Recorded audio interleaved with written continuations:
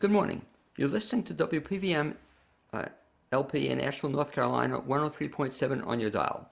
This is the BLAINESWORLD Show, heard each Wednesday at 9 a.m., and you can also watch us on WPVM's Facebook page. I'm your host, Blaine Greenfield, here in my Zoom studio in lovely downtown Fairview, North Carolina.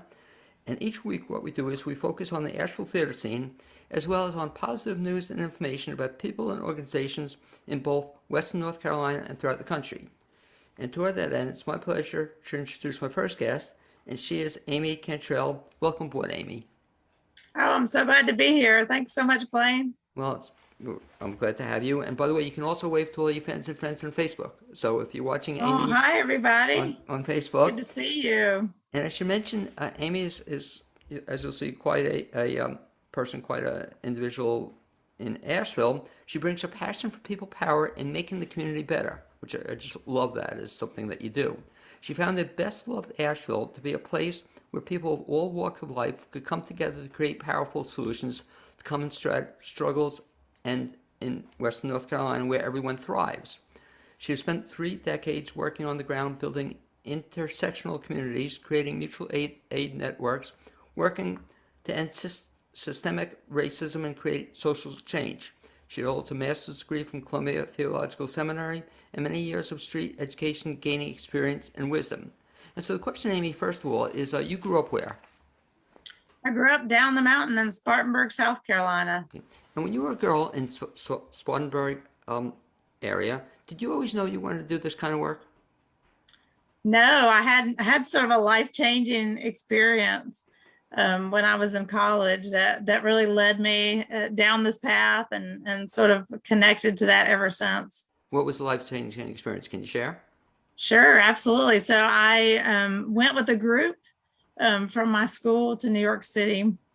And on that week-long excursion, our goal was to really connect with people living on the street at a relationship level, which was really powerful. And so we went and we did some service sort of things that you might say were typical in soup kitchens and shelters, but the real goal was really just starting to meet people and connect. And so the very first night I was there, we were walking back from dinner, and I was kind of in awe of the city, not being from the big city. And I look over and sitting on the steps of a locked church is a man, and I can still see the big red doors behind him. And I spoke to him. And as I looked at him, you know, in this world where we're sort of equal and opposites in lots of different ways, you know, he's from big New York City. I'm from small little Spartanburg, South Carolina. His skin was dark like espresso, and I'm this freckled redhead. And but as we got to talking, and you know, of course, I had a house and he was houseless, and so we got to talking and we just connected in a really deep sort of human way. And he was a poet, so I remember him reciting this poem that he had written, and it was all about the colors. And so he would say, blue is this and orange is this. And that moment really changed my life forever. Being a person of faith and seeing a human being locked out, sitting on the steps of a locked church, and such an amazing person who was outside and experiencing such a struggle. And so I began, just sort of shook my world and made me really think about what our values are and what we should be about in this world, and how we connect at the human level to people. And so I returned to Spartanburg to sort of do that work and start on that journey. What was the course? Do you remember? Well, it was actually just a spring break, week-long trip. And so, you know, I say I can trace my whole life to that 1 week. And that's really powerful. I met Cornell West and Bell Hooks during that week, and began to do a lot of work around systemic racism and looking at the causes of homelessness and poverty, but always through the lens of connecting deeply with people and really beginning to learn about struggles via relationship and building community as the solution. And so really all I do now comes off of that experience. What was your major at the time? Do you remember? I was a religion major from very early on, but Right. via that religion major, it was much more about, how are we as people living out our values in the world, and how are we sort of practicing what fundamentally is about what makes us better human beings, and how do we connect to our spirituality through that. What school? I went to Converse College Okay. down in Spartanburg. And so I'm very impressed with it. So this was a program that they still run the program that for a week you go to New York, or is that it? Well, there was lots of work happening at the school around, particularly the college chaplain and other professors who are really engaging us in learning, but sort of learning on the ground and learning through. Um, I wouldn't say necessarily service opportunities, even though we were doing sort of Right. community service, but it was more social change work in terms of really educating ourselves, educating others, and really forging these relationships of mutuality, and beginning to see ourselves connected as humans to other folks, and particularly people that had lived experience of particular struggles in the community and the world. I hope you shared that experience with the college. Did you tell them, 20 years after, that was a life-changing experience? Absolutely. So I'm still in touch with that Great. chaplain who is a mentor, who's also a Well, professor, and many of my professors and college president and well, dean. And let's give him a shout out. His name is oh, her name's her name. I'm Reverend sorry. Susie Smith, Okay, so who's down in Greenville, South Carolina. Ellen Hall, who was the president of the time, and Dean Cynthia Greer, who was the dean of students there at the time. well, thank you, because afterwards we'll send them a copy of the clip, saying Yes. we made them famous on Blaine's World. And I must say thank you to them. I stand on the shoulders of greatness, and because of them I am, and because of them Be Loved happened. So went on to found Be Loved Asheville here And in our community. thank you for sharing that, because I encourage people that they forget to recognize, people have helped them get to where they are. So thank you very much for Yes. sharing that. Talk about then, so you went to school, and then how'd you wind up in Asheville? That is a wonderful question. So I went on to go to seminary down at Columbia Seminary in Atlanta, where I started getting deeply engaged in this work while I was there. So I say I can sort of trace this line all the way back to being 18. So this coming year will be my 30th year working around issues of systemic racism, homelessness, and poverty. And it's hard to believe it's been 30 years. So I was there and doing work on the ground there, and began to connect with an intentional community called the Open Door Community, and began to realize that this was work that needed to happen across the country. And there's been much of this work that was forged by people you probably heard of, like Dr. Martin Luther King, and others like Dorothy Day and Cesar Chavez and Dolores Huerta.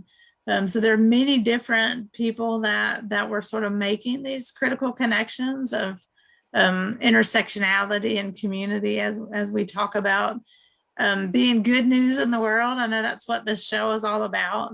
And I believe that we can create good news by the things that we do, by the decisions that we make every day. And I'm very much about how do we practice the things that we believe in, or say we espouse or value in the world. And What so for me, that is community. what you practice, I'm so impressed with it. Reminds me of one of my favorite quotes, and it was from Shirley Chisholm, who was Yes. the very first African American woman to ever run for president. I love Shirley Chisholm. Well, me Yes. too. But the quote I used, and you exemplify it, which is so cool, and I have it on my wall here in my office, is service is the rent we pay for living on earth. And that's what you're doing, which is really cool, that you're helping others, so, we have to give back. And so fast forward Very then, much so. yeah, fast forward then, if you would, to arriving in Asheville. Well, so when did you come to Asheville? About when? Yes, so I came to Asheville back in 1999 and began doing some of this work. I was a part of United Way, serving Okay. as the director of the volunteer center there.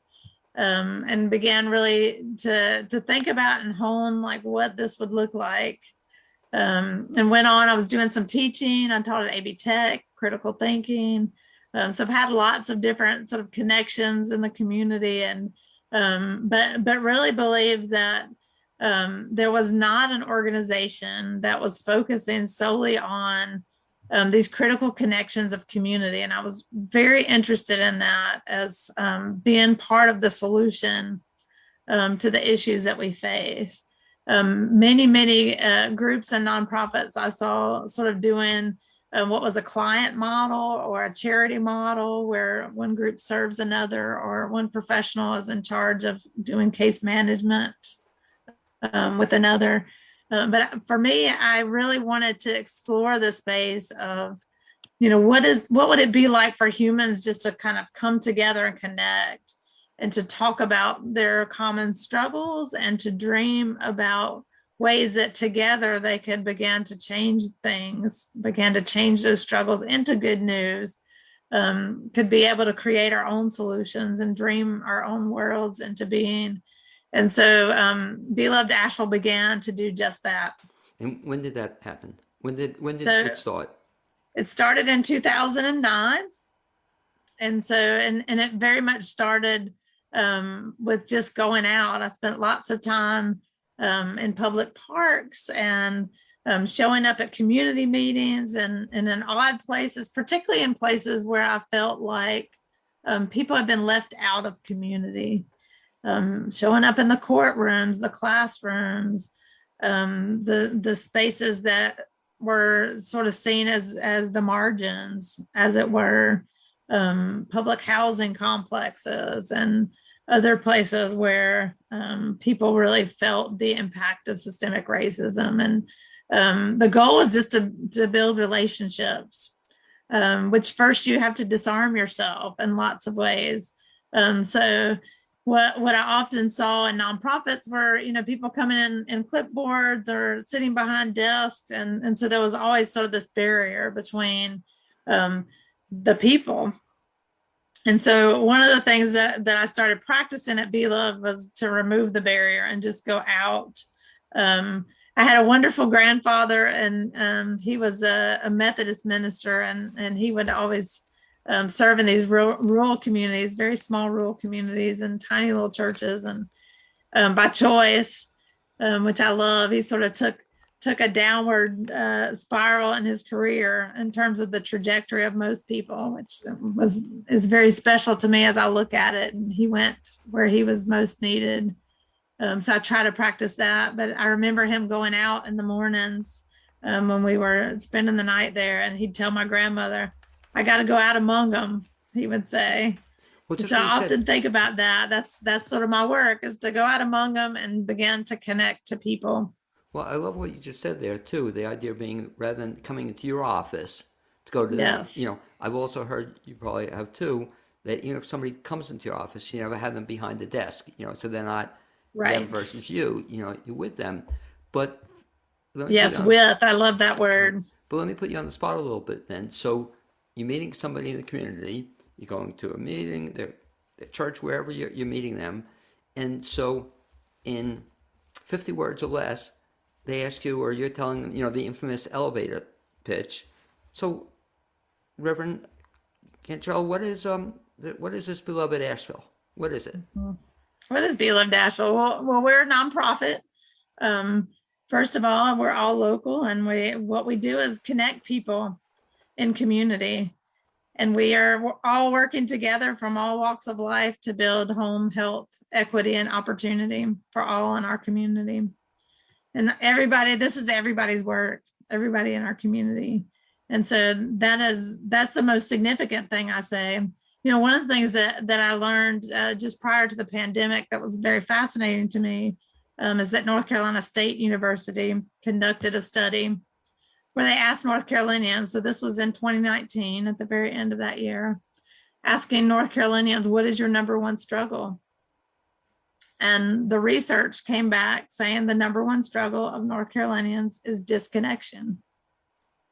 And I was very fascinated, as you can imagine, with this, because For so long, people didn't maybe quite understand what is this Be Loved? What is it about? Right. Oh, you do community. That's the focus.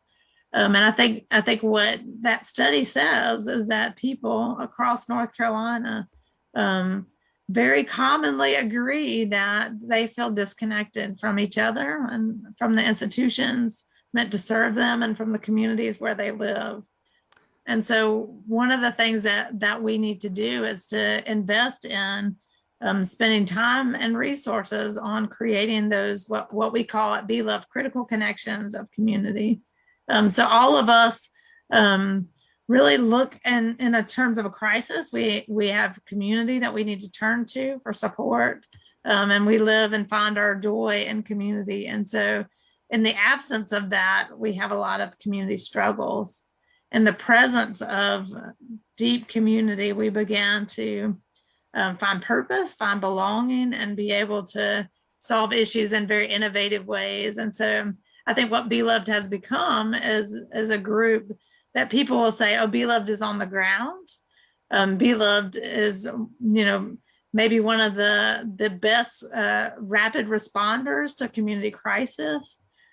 Be Loved is unique in terms of its mission and scope, because Be Loved does lots of different things. So that's another way I would describe Be Loved, is to say we have lots of racial equity and racial healing projects. You'll see us doing lots of cultural events, education around local Black history. You'll see us building the first deeply affordable micro home village with equity in our region. That is, we think, a national model. Well, let me jump in on that, because I think that's what at first, when I saw you a couple of weeks ago, and I saw you were talking about the model of these micro homes you're building. Yes. And now, is this the first time you've done this, the micro homes? Yes. Okay. Describe then what that is for folks who don't know it. Sure, absolutely. So I'll take you back and Be Loved history a little bit. Back in 2016, we got a knock at the door at our location on Grove Street, and the police were at the door, and they asked, and I just happened to answer the door on that day, and they said, we need you to identify a body for us. And it was one of the most gut-wrenching days of my life, honestly. And they said, we have a picture. We don't know if you're able to look at it. And I said, we have to see that picture. And looking in the picture, I saw our friend Janet Jones, who had frozen to death in her red sleeping bag down on the river. And it just broke my heart. At the time, up until the pandemic, we had a circle of people who were living through the housing crisis that met every week. So they were either housing insecure or houseless people who met every week at Be Loved, just to talk about, what are we doing about this issue? How do we connect and began to create solutions? And so, of course, that group took her death deeply to heart. We planned a public funeral for her. But after that, every week almost for many months, we kept coming back to her death. And somebody in that group said something so powerful, and it has become the thing that has really changed so much of Be Loved, and really, I think, credit much of what we do to this moment, because they said, what are we going to do about this? What are we going to do about this? Not what another agency or the government. What are we in this room going to do? So people started talking about, we are the closest people to each other when a medical crisis occurs. Wouldn't it be great if we knew what to do? And so out of that conversation, we, after just a few months, created the first homeless street medic team in the nation. So 4 months after Janet's death, they had begun to train. So this is people who are unhoused, training with EMTs and nurses to medic in the homeless community. And that team is still going today, going out and doing rounds on the street and offering life-saving care. Just a few months after that, people said, what else are we going to do? And people began to talk about, we can't afford affordable housing, or the kind of housing we get put into is not the kind of housing we want. And so we asked people to describe that. And they said, we're either piled into these high-rise apartment buildings or hotel conversions, and it feels very chaotic and unsafe, and we don't feel at home there. We don't feel like we can just relax and be ourselves.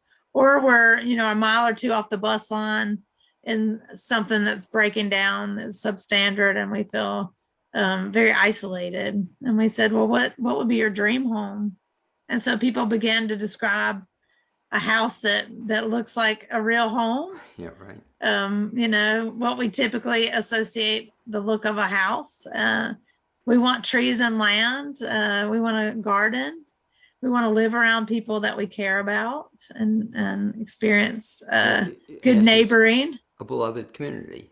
Yes, the beloved community. This is what they described. And then, our staff team, and I'll have to mention, I have two co-directors I work with, Pancho Bermejo and Adrian Sigmund. And so we got together and we said, we've watched people be housed into poverty in this community for decades. And what if we could add a component of equity, because equity is what lifts people out of poverty. So what if we could do all those things, build deeply affordable homes that are community oriented, sustainable, and then produce equity for residents? What if we could do that? And so we just began to challenge ourselves. We researched for a year quietly, and then came back to that circle and said, do we think we have figured out something that nobody else has tried here before? And are we all in to try it? And people said, we're all in. So we put out, we're on Facebook Live. We put out a 2-minute video on Facebook and said, this is the dream of our community, and we need land and people to come around and support it. 17 days later, Land of the Sky United Church of Christ sent us an email and said, we want to talk about your dream because we have an acre piece of land that's covered in bamboo that we'll never use. And would you like to talk more? And so that really landed this project, right? Literally. Now, and so we've been working ever since. When did that happen? So that was at the very beginning of 2017. Okay. And so then we began to pull together a wonderful collection of professionals, architects, civil engineers, builders, to really begin to flesh out what this dream would look like. We've gone on to build our first model home in the Beloved Village, which was featured in the Parade of Homes next to $1 Million Homes. Oh, cool. I just got my contractor's license in October of this year. And so now Beloved has our own construction company. We have an unlimited license in the state of North Carolina, and we've just finished grading that piece of land to build the other 11 homes in our first pilot village. And so we hope to do this in a big way in this community, and we believe that it will be a wonderful part of the solution to the housing crisis here. It sounds it. So the model home is up. It's already in existence. Is anybody living in it now? No, it's being permitted in the city of Asheville as a subdivision. So we have to complete the subdivision before we will be able to occupy. So we hope to finish in the summer of 22. So we are, like I say, we just finished grading. We're getting ready to pour footers and start building the other 11 homes. And so it's a very exciting time. I'm very thrilled to see it come into being like this. Now, how will you work it out so that people live in these homes? Or is that going to be a lottery, or is it going to be first come, first serve? Or how will people get in on this? Sure. So we will release an application when we get close to time to have our certificate of occupancy for the village. And we are focused on people at 30% area median income, which are elders, many elders on fixed incomes, people with disabilities, many homeless people who have income but can't afford housing, working poor families and other low-wage workers all fall into this category. And so people will be able to apply, and then we'll have a community committee that will make decisions about who will come into our first village. And like we say, we're committed to continuing to build villages until we bring all our neighbors home that are struggling.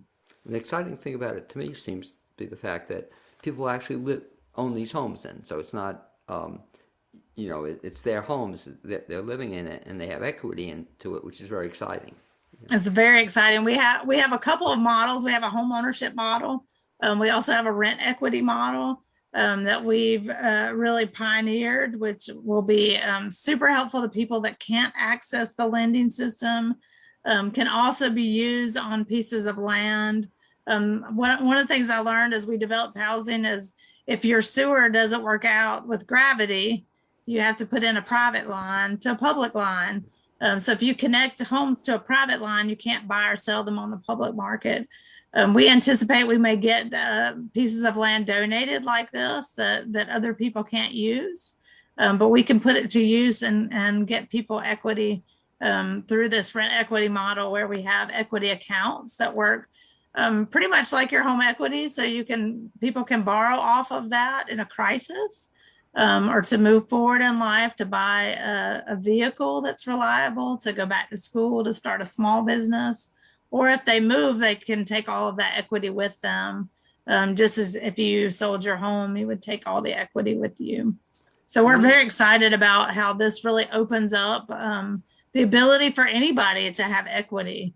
And we know that, most people build wealth through home equity. And so many people have been shut out of home equity. And so we want to make sure that anybody can access that and that people can lift themselves out of poverty.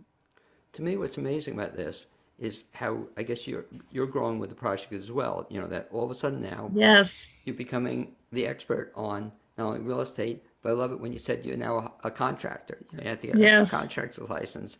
Were you ever interested in that, or were you ever knowledgeable about it, or you just picked it up over the years? It was really through this project. If you had told me at Converse College or at Columbia Seminary that one day I would become a general contractor, I would have thought, you must be out of your mind to think that. And here I am. So I just passed the NASPA exam, which is both a residential and a commercial license, and is recognized in many, many states across the United States. And so it's very exciting, and it was a big challenge to me later in my life to say, I want to do this. And I think this is happening in our community. Lots of people that are part of Beloved, like our street medic team is a great example of people challenging themselves to gain skills to be able to do the work that we know we need to do in community and where we didn't see it happen, and to be able to say, we're going to do this for and with each other. And I think it's a real testament to good news to have a community like ours that many people might say, well, that's a ragtag bunch of people. A lot of people that folks see sort of living through different crises and struggles, to see that community forge new skills and dream big dreams and see those dreams coming into fruition. That's great, good news. One of the things also I think you came up with is, I just think it's one of the great names, for, whenever I see Beloved Asheville, how can you not love that? If folks want to get more information about it, how do they find out about Beloved Asheville? Yes, it's a great name because we truly love our community.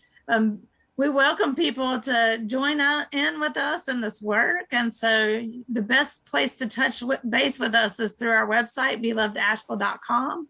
or via our Facebook or Instagram page at Beloved Asheville.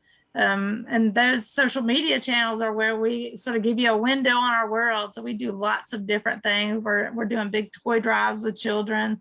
We delivered 4.5 million pounds of food out to impacted neighborhoods during the pandemic.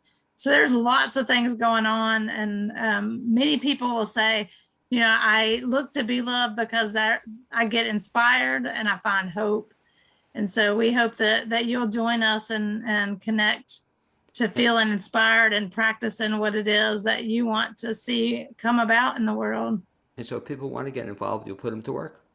Absolutely. We love that. Well, first we'll connect you into community and you'll become part of the family, and then we'll put you to work. Okay, well, how about that? That sounds great. Anyway, I'd like to thank you for being my guest this first half hour on the Blaine's World Show. And hopefully we'll bump into each other in person again. I met you a couple of weeks ago for the first time. Yes. And lots of luck with the project. Keep me informed, and definitely when we have the groundbreaking, we'll get you. I'd like to do it. We'll do another show then too. Okay? I would love that. Thanks Okay. for inviting me on, and have a great time. And I am looking forward to more connections with all of you listening. Okay, Amy, thanks again. Be well. Okay, and as our second guest works as well into the studio, let me just mention a couple of announcements. And the one concerns the show you listen to. And it's the Blaine's World Show here, heard on WPVM FM 103.7 every Wednesday morning at 9 o'clock. And our station's mission is to foster community through programming that cultivates dialogue to inform and entertain. The station provides the medium for artists, business, community leaders, and nonprofits to be heard on live radio, also on Facebook Live. Listeners are invited to help support WPVM's efforts by making a tax-deductible contribution, and you can do so by going to the website, wpvmfm.org, and looking at the donate option on the upper right-hand side. It's next my pleasure to introduce my second guest of today's Blaine's World Show, and he is Hank Eder, a.k.a. Hank the PR guy. We can show the hat. Hank, you can see Hank's wearing the PR guy. Here's the hat. Yep. And Hank, what you can do first of all is you can wave to all your fans and friends in the Facebook world. So if Hi, you're watching Facebook world. that's Hank. And Hank is quite an amazing guy, as you'll see. He's a founder of the Home Business Success Community, which we'll be talking about. He's a PR marketing pro with decades of experience in the field. He started his career as a newspaper reporter in Miami, Florida, and since worked for ad agencies and PR marketing firms. He's been running a home-based PR business for more than a decade. And also, Hank, perhaps most important, you are also the host of another show on WPVM, and that show is what? That is the Home Business Success Show, and that runs at every Friday at 10 a.m. here on WPVM FM. And it's amazing, Hank. You can look at the screen and they see the Home Business Success Show. And I should mention that Hank does a bunch of different things. And he's also into more things than just about anybody else I know. He writes blogs, press releases, newsletters, teaches online courses. He has his home business success community. But before we even get into all that stuff, Hank, you grew up where again? I grew up in Miami Beach. Okay. I'm what the Madison County people call a halfback. I was born in the Bronx, lived in South Florida, and now I'm halfback.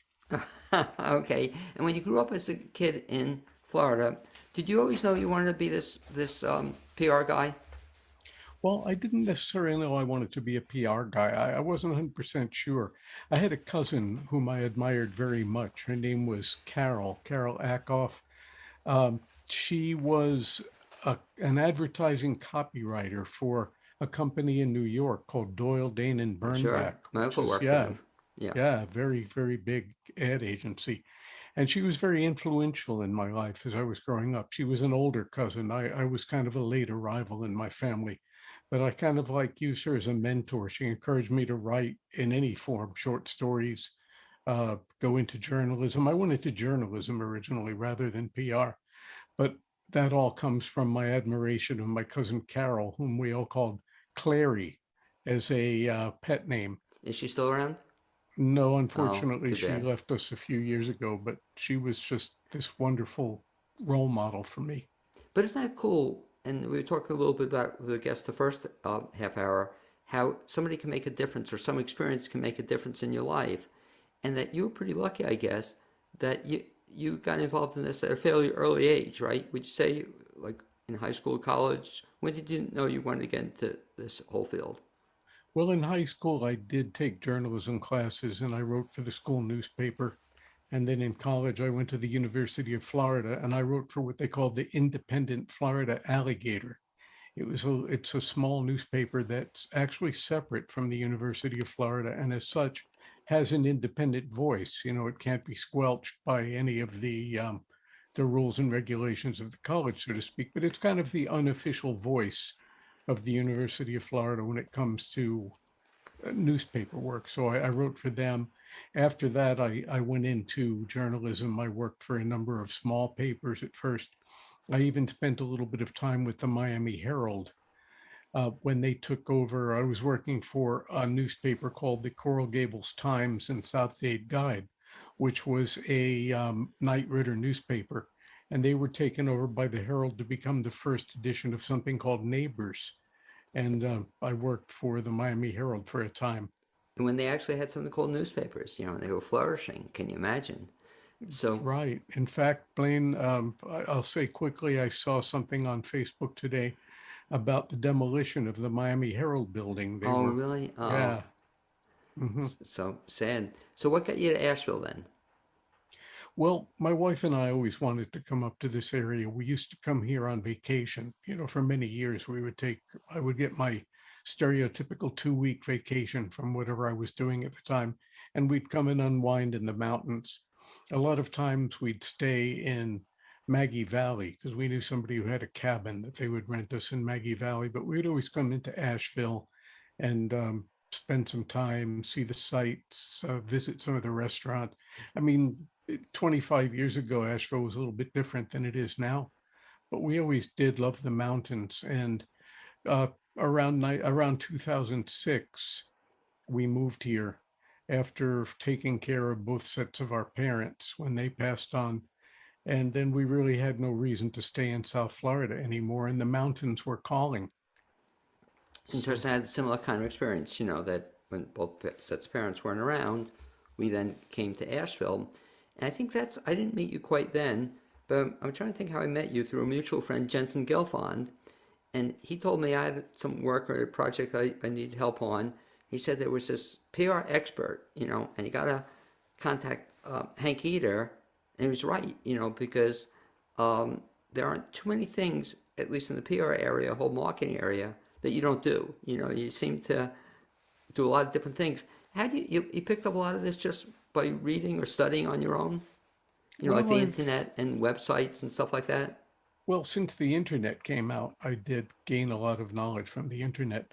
But back in the early days, you had to learn it through experience. Right. It's like, like you said, I wear a lot of hats, not just the Hank the PR guy hat. Right. About a week ago, I did an interview. I did a video for somebody, and she was being interviewed by a documentary producer in England. And I came over, I rented the video gear. I came over and did the video and sent the rushes off to England. And my experience in video goes all the way back to high school, because at Miami Beach High School, we were lucky enough to have a video production class.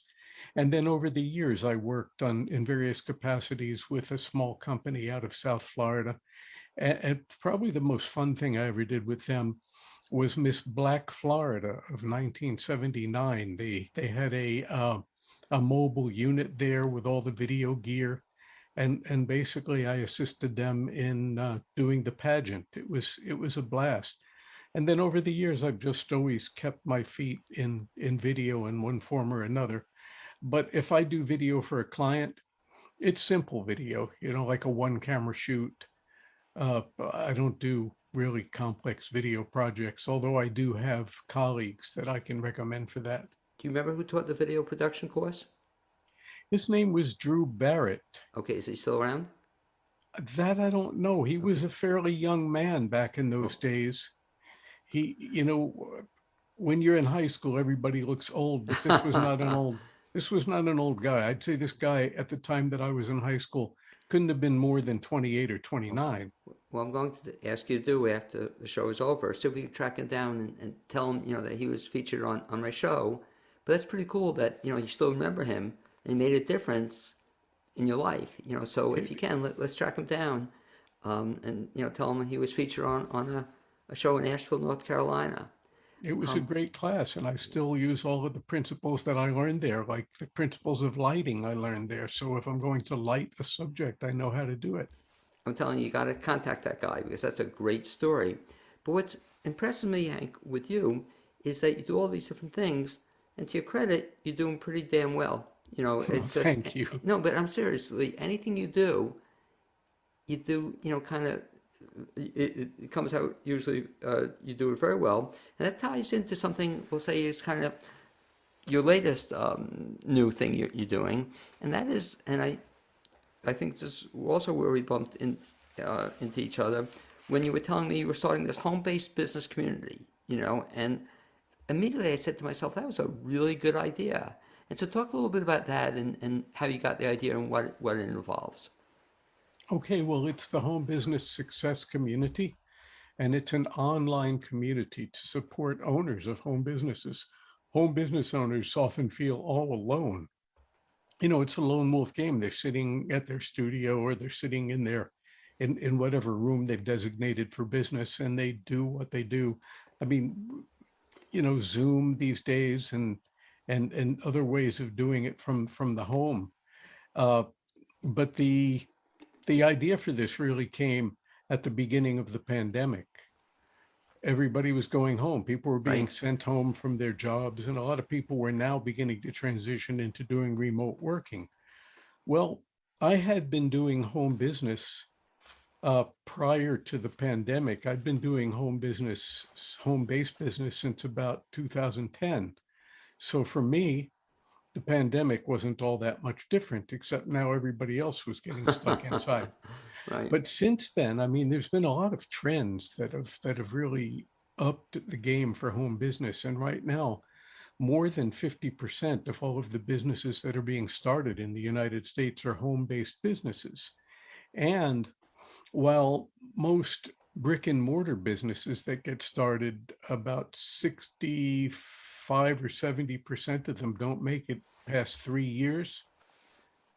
Whereas with home businesses, more than 3/4 of them are still in business after 3 years. And I think that's got to do with the low overhead. You don't have to pay that kind of money for a brick and mortar location. But brick and mortar, when I did my own show last week, the person pointed out that brick and mortar is being replaced by click and order. Interesting. Yeah, so during the height of the pandemic, I was thinking, okay, all these people are home. How can we support them? And so I Well, started putting together the home business success community. well, it's funny because I may have mentioned one of my favorite magazine years ago, which unfortunately isn't around anymore, was a Home Office Computing. I don't know if you remember the magazine. I always remember the magazine. It was a really good magazine, Hank, directed at people. This was in the maybe early 2000, time. The home office was the way to go. I always remember that magazine, Hank. Story real quick was they had a contest for the most disorganized office contest. And they would do they get your office organized. And remember, I wanted to enter the contest, but for 3 years I could never enter it because the application was on my desk and I could never find the application. So, but it was a great magazine. But food for thought for you, or we'll talk about down the road, that there are all these people wanting to learn more about home office computing, home-based businesses, and there wasn't any place for them to go other than this magazine at the time. Where now, and let's talk about your community, very exciting concept, is that you don't have to be by yourself. You have a whole network, and talk a little bit about who is in this network and who should join the organization.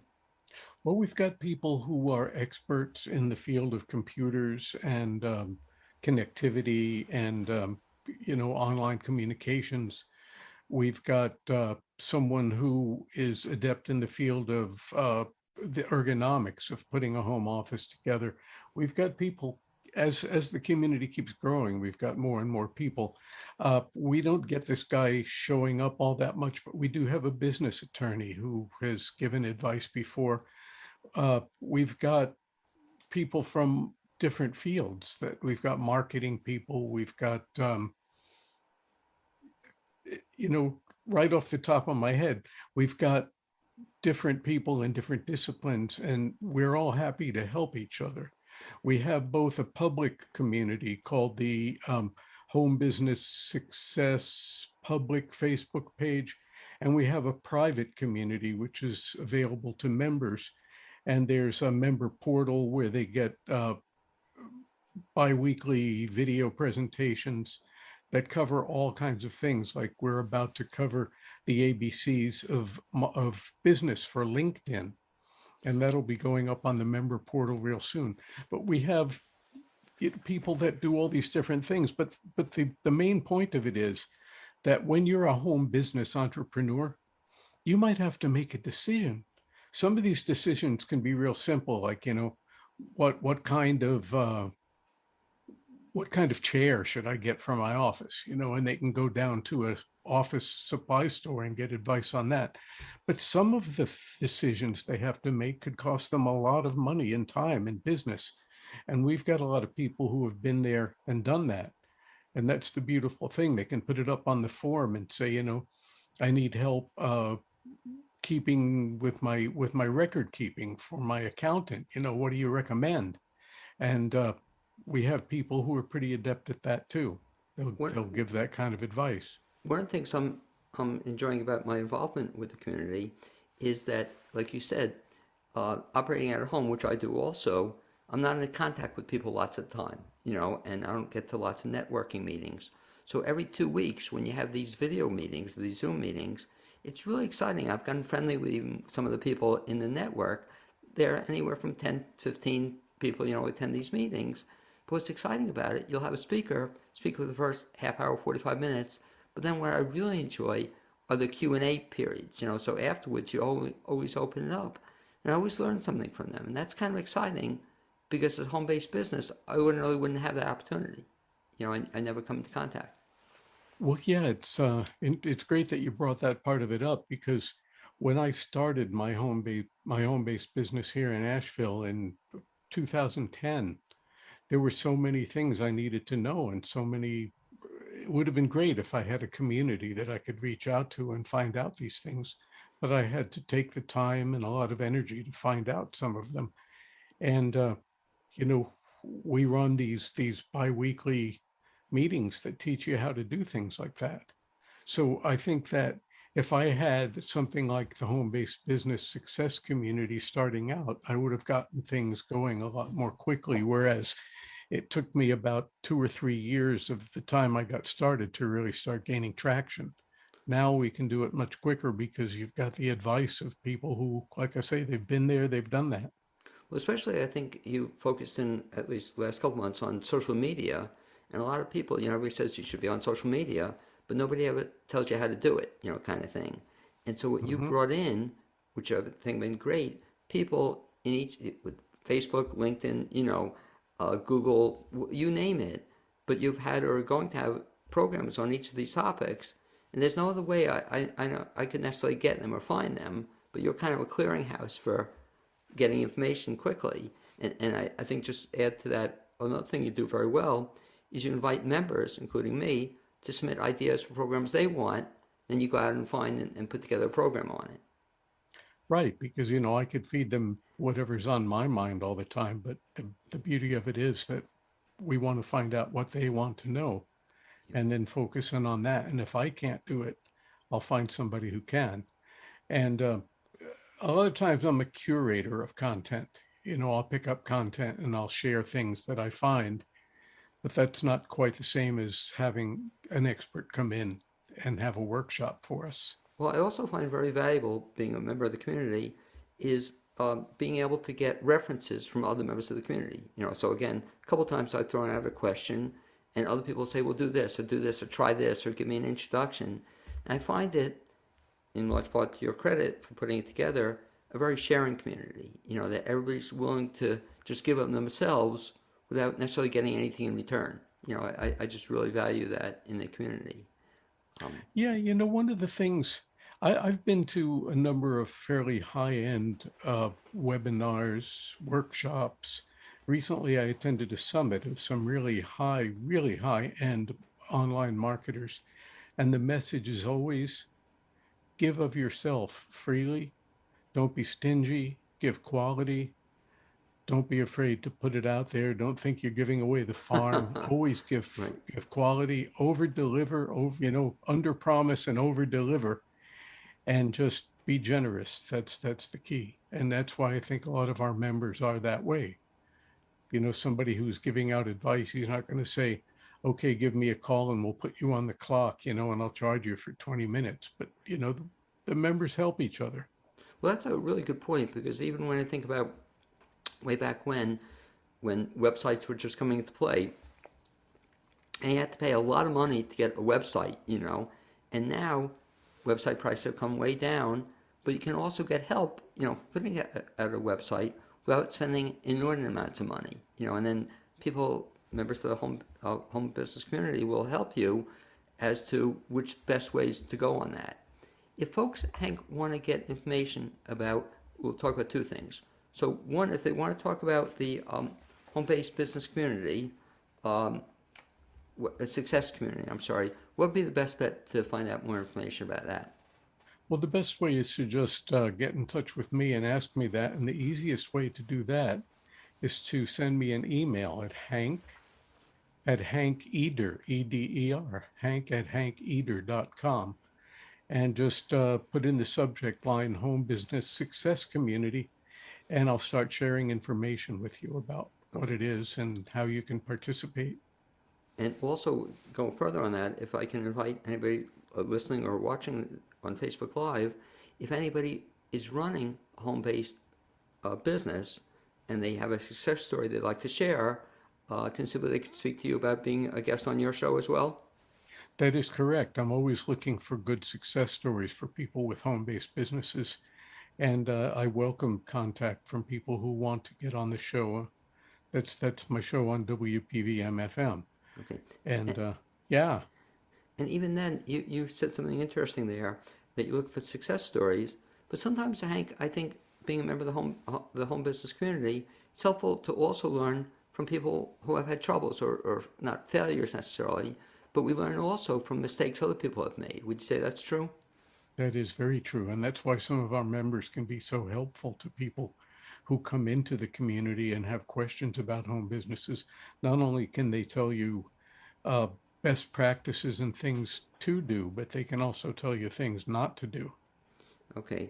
And not that you've ever done one of the things that you shouldn't do, but you've heard of other people who have made mistakes in terms of We've all starting it. made mistakes, Right. and anyone who claims they haven't, I think, is just trying to pull the wool over your eyes. One of the things I also admire about you is that of all the people I know, and I think I'm pretty good at networking, we'll also use the term schmoozing, but I think you're the best, you know. And even when I first met you, not first met you, but very soon after I met you, you invited me to, I was always impressed with that, to come with you to a networking meeting. Let's talk a little bit about something that people don't realize, but with a home-based business, you can also network. And let's talk a little bit about how that can be done. In other words, even though I'm running my home-based business, I'm not going to networking meetings, I'm not going out. How could I also do networking with my home-based business? Well, nothing exists in a vacuum, so you always should be networking. There's that should word, and I don't Right. like to drop it on people, but it's a necessity to be networking. These days, there are networking meetings that are online, and they're all over the country because with Zoom, you don't need to be, limited to whatever your local area is. But if you are so inclined to get out in your local area and go to business networking meetings, I highly recommend it. And here's a to do and here's a not to do. The to do with these meetings is start attending, go to them, get to know people. Also listen very carefully to what people are telling you at these meetings, because the people who go there and it's all me, they go to a network meeting and they want to see how many business cards they can hand out Right. to everybody. Those are the ones that don't really make any traction. But when people sense that you sincerely want to know what they do and learn more about them and ways that you can help them, then they look for ways that they can help you. The next thing is go there as often as you can. Don't just go to one network meeting and think you're going to walk out with a pile of new orders and contracts. That's not going to happen. It's not to say that nobody's ever gotten new business the first time they went to a networking meeting. That does happen. But basically you're there to schmooze, which of course is to talk and to get to know people and to share, to communicate. And the more they get to know you and the more they understand what you do and what you can do for them, and maybe what you have done for them if you've done them some favors, when something comes up, who does websites? They're going to say, well, yeah, that guy, Hank, the PR guy, he builds WordPress websites. Give him a call. The thing about networking, maybe the people who go to the meetings aren't even the ones who are going to get you the business from them, but the referrals are like gold. And But here, we've talked about a number of times, what's the word I'm looking for? It's a type of marketing. It's not network marketing. It's where you give of yourself. It's relationship marketing. Yeah, relationship marketing, where you go to these meetings, you give of yourself, you build relationships with people. And it's the relationships that you build that are going to make all the difference in the world about the success of your business. What's interesting you said that because we'll talk about a mutual friend and help me with the last name, but it's Eddie. His last name is Oh, Eddie. Eddie LeSure? Sure. He's become a friend of Yeah. mine through the home business success community. And what was kind of interesting, what you were saying, is I was at one of the video meetings. So this is not an in-person meeting, but it's just through networking, through online, through your stewardship. And he mentioned something, and I mentioned something at one of the meetings, and he asked me, for more information about it. And so I was able to network with him by sharing of myself with just an idea that had nothing to do with my business. It wasn't going to get me any business. I'm not looking to get more business. But if I could help him, it was kind of fun to do. So that was just an example that even can be done virtually. But even if you're working out of your home, you could also be networking with people and trying to help them. And I think you alluded to it. The whole goal is if we can help other people, that's cool too. It's going to help us in the long run as well. Right. Eddie's business is called A Mindful Emergence. Thank you. Yeah. And yeah, they do some interesting things. So if you look for amindfulemergence.com, you'll find out some very unique things that Eddie and his lovely wife Margaret do with a mindful emergence. Yeah, but this idea of relationship marketing, build relationships, be generous, do things for people, and they'll always remember what you've done for them. Well, we'll take another guest who I met through you, and I met him through a networking event I'd gone to, and I had him on my show, and he's become sort of a friend too. The guy, the printing guy, with the t-shirts. Oh, David Riddell from Big Frog Custom T-shirts. And we'll mention David as just a really good guy, has a really good company if you want stuff from him. But I met him through you. I met him through a networking event, and just you become friendly. But the point I'm trying to make is even people at home-based businesses should also be doing this. And they shouldn't say, if they can't get to an event or they don't want to come to an event, that's not to say you can't network. And maybe we should do a show on that, Hank, too. Think about this. Networking through, through Zoom, networking through, not going to a meeting, but it can be done. And you helped introduce me to him, and I think we become friends as well, just through a meeting you ran. Right. And speaking of relationship marketing, David is the king of relationship marketing because he gives of himself freely. He always helps everyone. And people remember, and then when they need a branded apparel item, they say, oh yeah, Big Frog, David, he's done so much for me. And Blaine, this is something I've always admired about you, is that you're always very generous with your time and you're always willing to help people. And that counts for so much in today's world. But you know what's fun, Hank? Especially I think getting back to the Home Business Success Show, your radio show and through your network, is I think that's kind of a key thing that you really have to think about this if you're working out of your home, that you're not in daily contact with people, so you have to look for ways or try to seek ways out that you can get involved with people. And actually, you said one of the key thing, I think, that's the point, it should be fun. If it's not fun for you, and one of the things I always get a kick out of is you always seem to have this big smile on your face. And, it's just, you seem to be having fun at what you do. Would you say that's true? I would say that's very true. And I really love people and I love schmoozing. So when I'm getting together with people, be it in person or virtually on Zoom, I just love to do it. And put you on the spot. You have 15 seconds. Definition of schmoozing. That's talking, it's communicating, it's sharing, deeply if you can, or in whatever level you can. But it's talking it up. It's talking and listening, schmoozing. And again, I think having fun when you do so. 2 contact points of information for you, Hank. If people want to get in touch with Hank Eder, the PR guy, best bet is, again, email. Repeat your email address. Yes, it's Hank at Hank Eder, E-D-E-R, Hank at hankeder.com. And again, if you run a home-based business, I strongly recommend you get in touch with Hank about the Home Business Success Community. And again, best bet on that is email as well? It's that email. That's the best way. Just put it in the subject line, Home Business Success. Okay, Hank will get in touch with you. Hank, I'd like to thank you for being my guest the second half hour on the BLAINESWORLD Show. I'd also like to thank Amy Cantrell for being my guest the first half hour, Amy Prisnash, my producer.